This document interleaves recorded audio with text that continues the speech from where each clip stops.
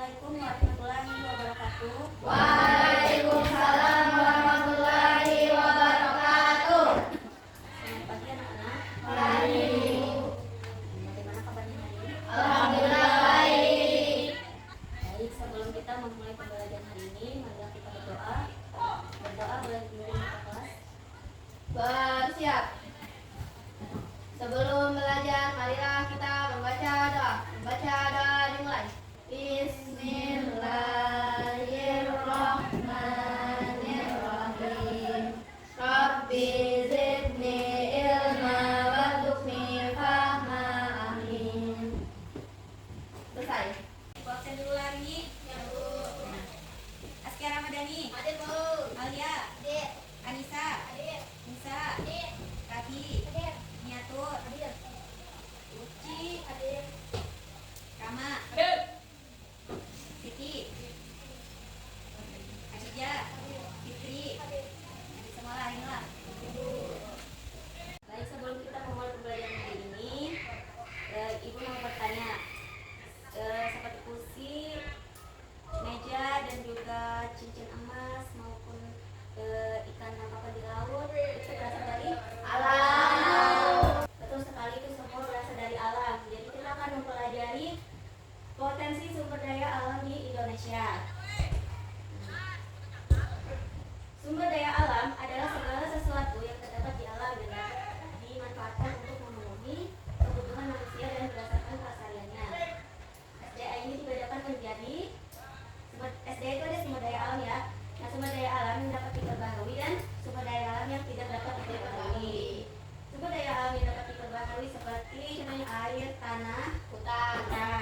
Kemudian sumber daya alam yang diperbaharui seperti minyak bumi, gas alam, udara, dan tanah.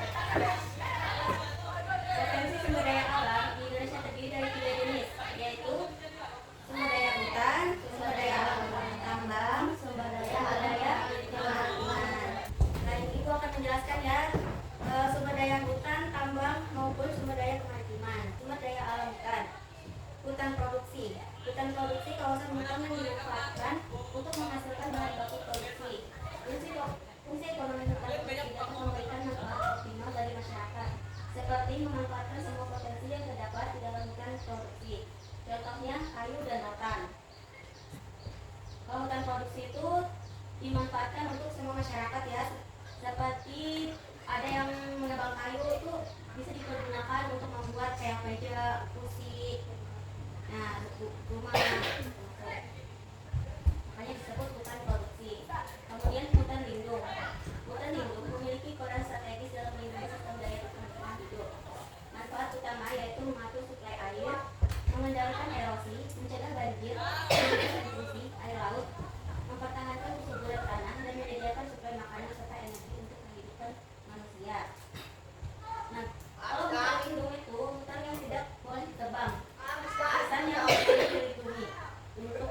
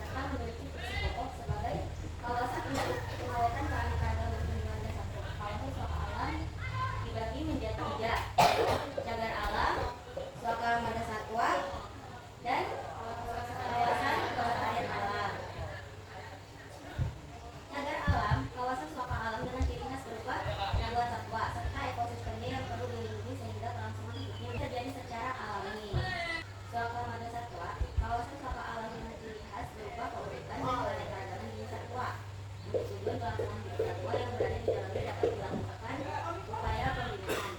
Kemudian kawasan pelestarian alam, Taman Nasional atau sistem zonasi untuk penelitian, Taman Wisata Alam, pasar rekreasi dan taman hutan raya oleh sekumpulan satwa untuk penelitian dan budaya. Kalau kawasan pelestarian alam ini untuk penelitian dan budaya, sedangkan Loka Marga Satwa ini di dalamnya itu ada berupa keunikan dan keanekaragaman jenis satwa. Ada yang tahu satwa? Hewan. Ya, betul. Ada hewan. Satwa yang dilindungi.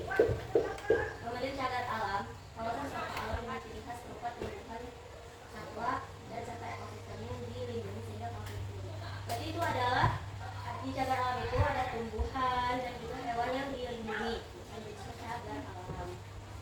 Kemudian lanjut ke pertambangan, sumber daya alam tambang. Siti coba bacakan pertambangan apa? Pertambangan adalah kegiatan mengambil endapan benda ekonomi dari kulit bumi melalui tahapan prospeksi, eksplorasi, eksploitasi, hingga barang tambang dibagi menjadi 3 golongan, yaitu Golongan A, golongan A, golongan contohnya minyak bumi, gas alam, batu bara, uranium, dan nikel. Manfaatnya adalah bahan bakar dan energi nasional, dikuasai negara untuk kepentingan strategis. Golongan B, emas, perak, tembaga, timah, bauksit, besi. Manfaatnya adalah industri perhiasan dan elektronik, bahan baku industri manufaktur. Golongan C, pasir, batu kapur, kemudian marmer, granit. Manfaatnya adalah material bangunan dan konstruksi, bahan baku industri kerajinan. Jadi sumber daya alam tambang itu terbagi dari 3 golongan. 3 golongan yaitu golongan A, strategis, golongan B, vital, dan golongan C, harian. Golongan A strategis ini, contohnya yaitu minyak bumi, itu termasuk golongan strategis, gas alam, batu bara, aluminium, dan nikel.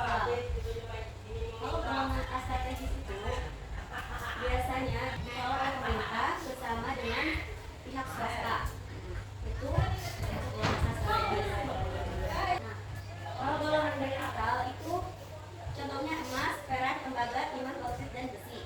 Kemudian itu manfaatnya itu industri perhiasan dan elektronik, bahan baku industri dan manufaktur. Kalau golongan B vital ini biasanya dikelola oleh masyarakat atas izin pemerintah. Itu golongan B vital. Kemudian golongan C penggalian.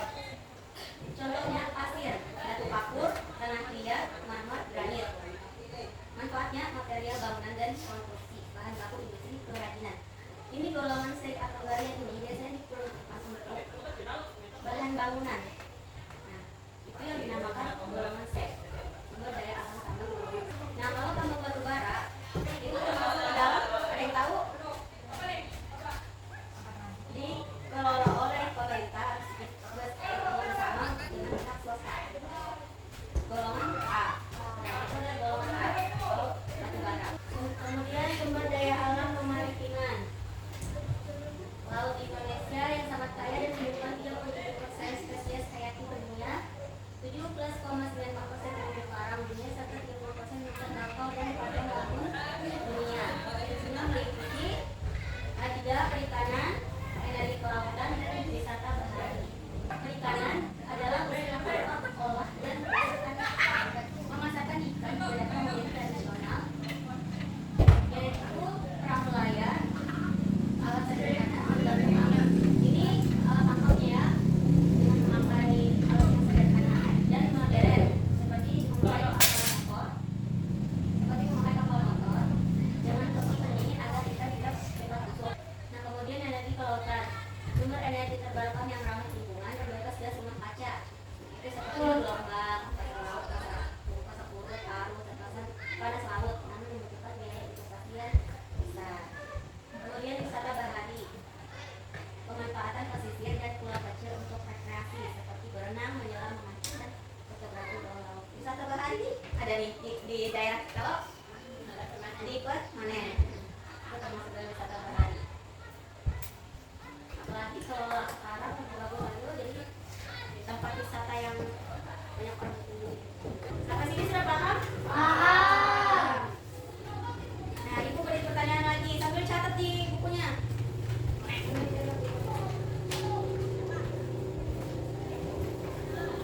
Mengapa minyak bumi dimasukkan ke dalam bahan golian golongan A atau golongan strategis?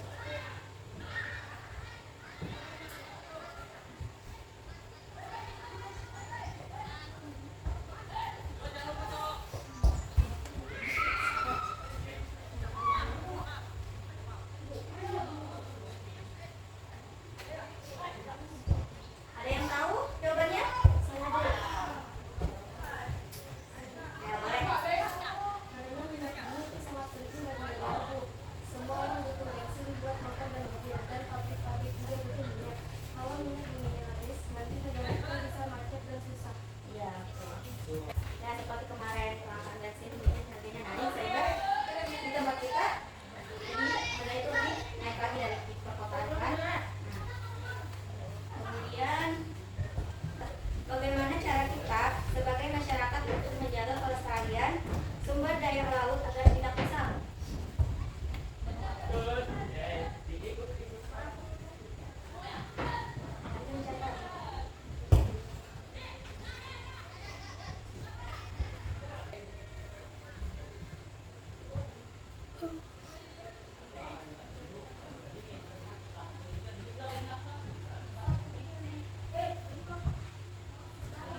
Tahu jawabannya? Ya, Rama, boleh. Caranya cara menjaganya dengan tidak membuang sampah plastik ke laut atau sungai. Terus kalau nelayan menangkap ikan tidak boleh pakai dua atau buka harimau karena bisa merusak terumbu karang tempat tinggal ikan. Oh, Rama Kagok akan merusak terumbu karang. Boleh kita Mama. Nah, ibu beri pertanyaan lagi ya.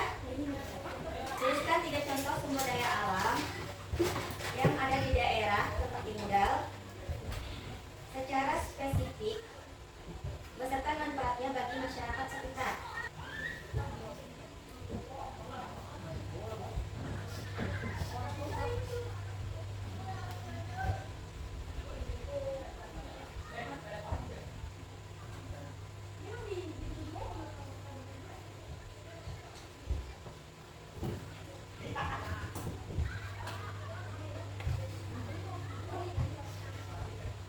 Ada yang bisa menjawab ini? Ada yang tahu jawabannya apa? Saya Bu, di tempat tinggal saya ada tempat penambangan ikan dan banyak nelayan laut. Itu termasuk sumber daya kemaritiman. Terus ada juga tempat wisata pantai. Iya. Ada lagi? Jika daerah seperti Bintang, di dekat rumah saya ada desa Kontari dan Palu. Di sungai juga banyak batu dan pasir yang sering diambil warga untuk pemukiman termasuk daerah Cibubur. Dan di daerah kita ada tambang besar Bu, tambang batubara dan nikel itu termasuk golongan apa Bu? Kalau tambang batubara dan nikel itu, kalau batubara itu ada termasuk dalam sumber daya alam tambang golongan A, strategis. Kemudian kalau nikel itu termasuk ke dalam golongan vital, G. Itu perbedaan antara tambang dan nikel. Yang lain sudah dijawab tadi atau sudah di bukunya? Ya, sama kan sudah jawabannya? Masih sama? Baik, kita simpulkan bersama ya. Berarti kalian sudah paham kan sekarang apa perbedaan dari sumber daya alam hutan, sumber daya alam tambang, dan juga sumber daya alam pemukiman. Sudah tahu? Baik, kita simpulkan ya. Sumber daya alam hutan, bisa tolong bacakan itu sumber daya alam kesimpulannya. Sumber daya alam hutan. Hutan Indonesia terbagi menjadi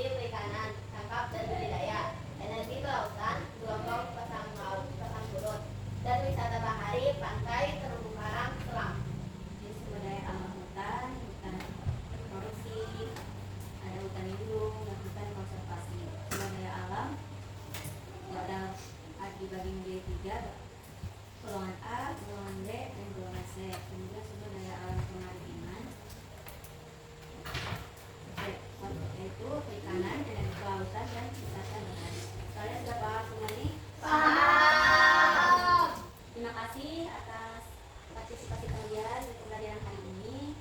Ibu akhiri. Assalamualaikum warahmatullahi wabarakatuh.